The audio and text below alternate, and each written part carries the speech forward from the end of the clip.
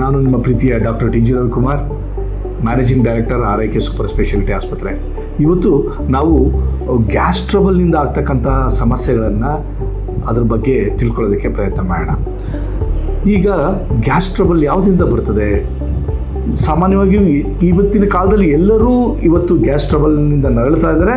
ಎಷ್ಟೊಂದು ಸಾರಿ ಈ gas trouble ನಾವು ಮಾಡ್ತಕ್ಕಂಥ ಕೆಲಸಗಳಿಗೆ ಅಡ್ಡಿಯಾಗಿದೆ. ಆಫೀಸ್ಗಳಿಗೆ ರಜಾ ಹಾಕಿ ಮನೆಯಲ್ಲಿ ಟ್ರೀಟ್ಮೆಂಟು ಅಥವಾ ಮನೆಯಲ್ಲಿ ರೆಸ್ಟ್ ಆಗಬೇಕು ಅಂತ ಪರಿಸ್ಥಿತಿ ಈ ಗ್ಯಾಸ್ ಟ್ರಬಲ್ಲಿಂದ ಆಗಿದೆ. ಆದರೆ ಹೇಗಾಗಿ ಯಾವುದರಿಂದ ಈ ಗ್ಯಾಸ್ ಟ್ರಬಲ್ ಆಗ್ತಾ ಇದೆ? ಈ ಗ್ಯಾಸ್ ಟ್ರಬಲ್ಗೆ ಕಾರಣ ಮುಖ್ಯವಾಗಿ ನಾವು ಅತಿಯಾಗಿ ಊಟದಲ್ಲಿ ಖಾರ ಇರ್ಬೋದು, ಅತಿಯಾದ ಮಸಾಲೆ ಪದಾರ್ಥಗಳಿರ್ಬೋದು, ಅತಿಯಾಗಿ ಎಣ್ಣೆ ಅಂಶ ಇರ್ಬೋದು, ಜೊತೆಗೆ ನಾವು ಹೆಚ್ಚಿಗೆ ಕಾಫಿ ಟೀಯನ್ನು ಖಾಲಿ ಹೊಟ್ಟೆಲೇ ಕಾಫಿ ಟೀ ಸಿಕ್ಕಾಬಿಡೆ. ಈ ಕೆಲವರು ಆಫೀಸಲ್ಲಿ ಕೆಲಸ ಮಾಡ್ತಿರ್ತಕ್ಕಂಥವ್ರು ಎಲ್ಲರೂ ಇವತ್ತು ಇವನ್ ಮನೆ ತೋಟ ಎಲ್ಲೇ ಇರ್ತಕ್ಕಂಥವ್ರು ಕೂಡ ಸುಮ್ಮನೆ ಗಂಟೆಗೊಮ್ಮೆ 2 ಗಂಟೆಗೊಮ್ಮೆ ಕಾಫಿ ಟೀ ಸುಮ್ಮನೆ ಸೇವಿಸ್ತಾ ಇರ್ತಕ್ಕಂಥ ಅಭ್ಯಾಸನ ನಾವು ನೋಡಿದ್ದೀವಿ. ಈ ಥರ ಇರ್ತಕ್ಕಂಥವ್ರು ಜೊತೆಗೆ ಕೆಲಸದ ಒತ್ತಡ ನಿಭಾಯಿಸದೇ ಇರ್ತಕ್ಕಂಥವ್ರು ಅನೇಕರಿಗೆ ಈ ಗ್ಯಾಸ್ ಟ್ರಬಲ್ನ ತೊಂದರೆಯನ್ನು, ಈ ಅಸಿಡಿಟಿನೂ ಜೊತೆಗೆ ಇರ್ತದೆ. ಅಸಿಡಿಟಿ ಅಂದ್ರೆ ಏನು?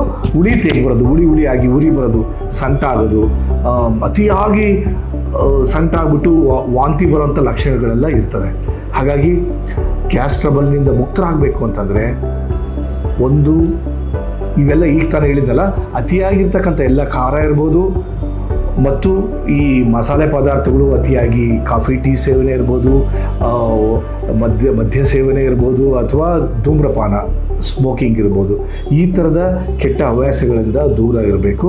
ಜೊತೆಗೆ ನಿಯಮಿತ ಆಹಾರವನ್ನು, ಈಗ ಏನಾಗ್ತದೆ ಅಂದರೆ ನಾವು ಊಟ ಮಾಡೋ ಸಂದರ್ಭದಲ್ಲಿ ನಾವು 75 to 80% ಅಷ್ಟು ನಮ್ಮ ಹೊಟ್ಟೆ ತುಂಬಿದರೂ ಸಾಕು. ಅಷ್ಟಾದರೂ ನಾರ್ಮಲಾಗಿ ಗ್ಯಾಸ್ ಟ್ರಬಲ್ ಆಗದೇ ಇರೋ ರೀತಿ ನೋಡ್ಕೋಬೋದು.